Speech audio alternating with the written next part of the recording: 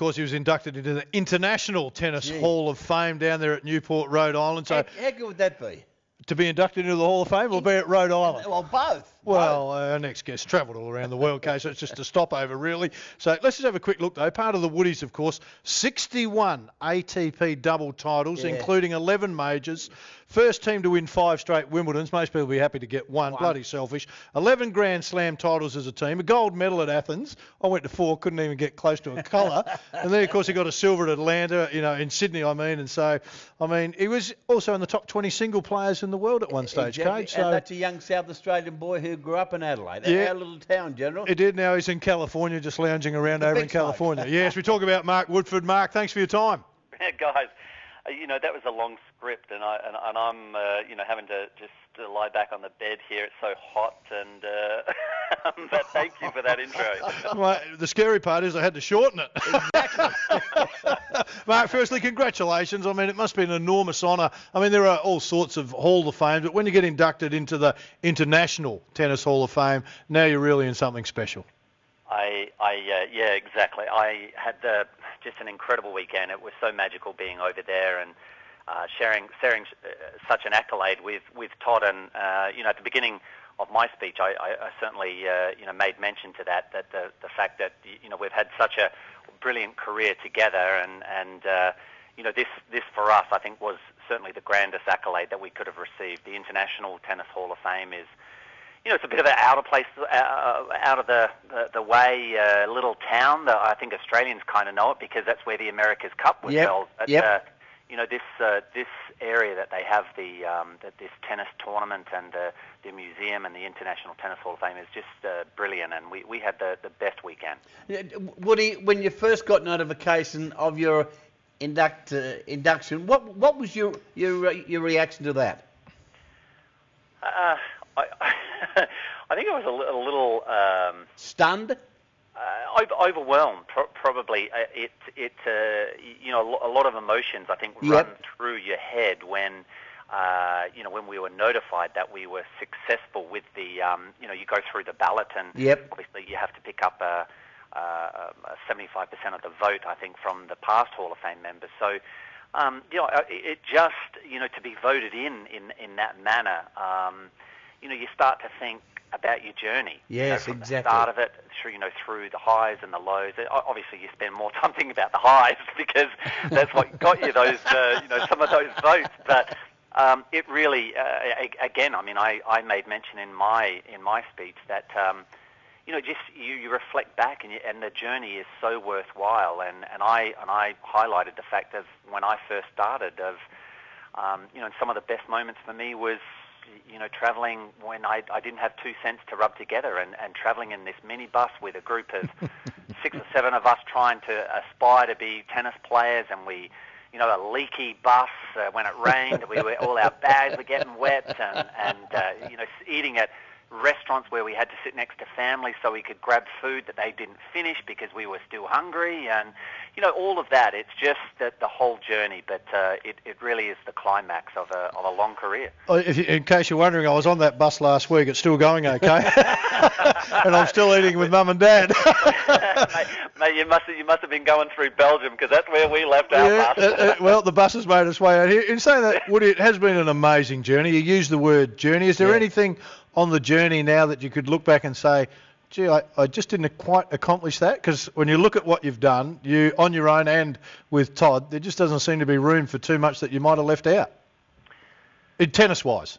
Yeah, it's a good question. It just, again, when you as it was closing in the date of the weekend that we had in Newport, and obviously having to make a variety of speeches, and you kind of want to touch upon certain areas, and you look back at certain moments, and I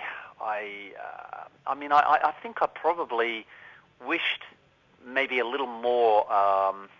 I'd spent more time with my singles on trying to develop, like say a bigger serve. I think at the very start I was so focused on trying to make a game for myself on the clay courts in Europe, and that kind of I tried to develop a baseline game consistency, and strengthen my physique up a little bit. And I kind of, you can't work on all parts of your game at the one time. You've got to focus on areas. And I don't think I spent as much time working on, say, my serve to be able to finish points very quickly. I kind of look back and I contended was well known as a good serve volley attacking type player, but I think I wish that I'd had a bigger serve. Upon looking back, that it might have made a difference to some of my singles results, but then again, it might have taken away a lot of the doubles results, and I wouldn't have swapped anything for that. Woody, your journey. You talk about your journey. How did it come about, you and Todd teaming up together? Because that is an outstanding journey. That'll never be done again. Well, it was quite. It was. I think the perfect. I say end because I think our at least one of the records for us, holding the most amount of wins. The Bryan brothers are actually equal with us at the moment, and they've spent on the last 2 months on the same amount of tournament wins as what we have, and we, of course, we sympathise with them. We know that the last hurdle is the biggest one to jump, and so it's quite a nice way for us to be inducted on the last weekend, still with that record as the highest or the greatest team of victories, tournament wins, and. They showed a video and they showed certain players talking, and there was one of John McEnroe, and of course, he went on and talked about, how come I'm not receiving thanks for how the Woodies began, because I certainly taught Woodforde everything he knew.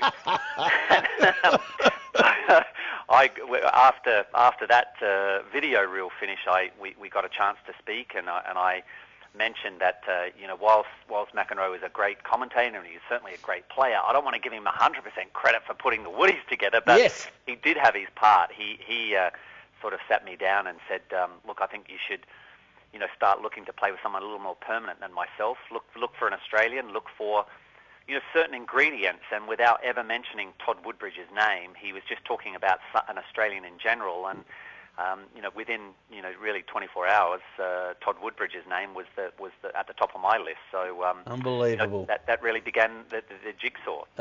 Great journey, wonderful journey. I looked up your record after 2 hours of reading through it. I thought I'd better make some notes. So it does tend to go on a fair bit, Cage. But a couple of things that stood out, mate, that you might not. One I'm sure you would be aware of. The other one I want to ask you about. But the first one is that you have 11 Grand Slam titles, the Woodies. Yep. Tony Roach and John Newcomb have 12. I think it's time the four of you got together and we had a playoff to sort out who is the best Australian doubles. Nuke, I fear, I do have great fear, because Nuke went off and got his hip replaced during the year, and because I sense that he's ready for the battle. I think he wants the challenge. And the second one, because I know you and Todd over times argued about which one was the better player. When you go in to the International Tennis Hall of Fame and you look under the athletes that have been inducted, and you can go into country, so you go into Australia and you bring it up, the first name that appears is your name. The second last name is Todd's, because they don't do it in your last name. They list it as Mark. So Mark's at the top. Before Todd. And, of course, Todd is down the bottom. So when you see him, it's clear now on the Hall of Fame which was the better player. I'm